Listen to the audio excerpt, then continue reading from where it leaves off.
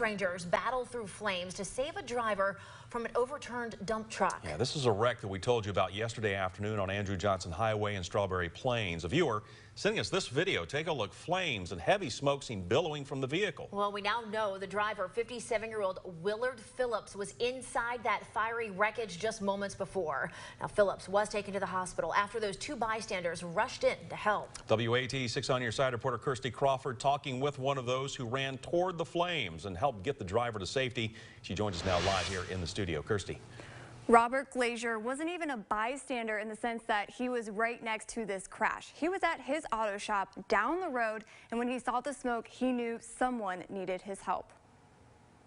We heard a noise and thought it was a truck, a trailer making noise, and then all of a sudden we saw a big cloud of smoke. I mean, we felt the shock wave from the first explosion of it. Robert Glazier was working at his auto shop when he heard and felt the explosion. Less than a quarter mile away, he jumped into his truck and rushed to help. When I first got there, the flames must have been 25 feet high behind the vehicle. And it's fortunate the vehicle laid over on its side, so we were actually able to get him. When Glazier got there, traffic was already piling up and people started crowding around. Glazier heard someone saying the driver was still inside. Without hesitation, he ran to help.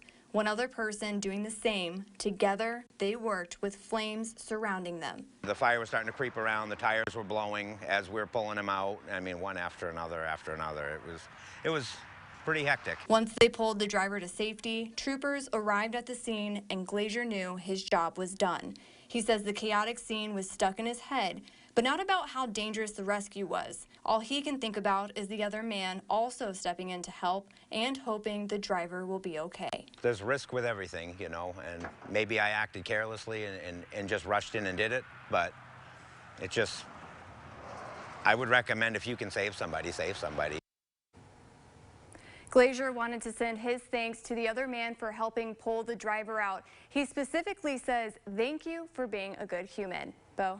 My goodness. All right, Kirsty, thank you. You know, as far as the driver's condition, Willard Phillips, we know that he was transported to UT Medical Center. Doctors say Phillips right now is listed in stable condition.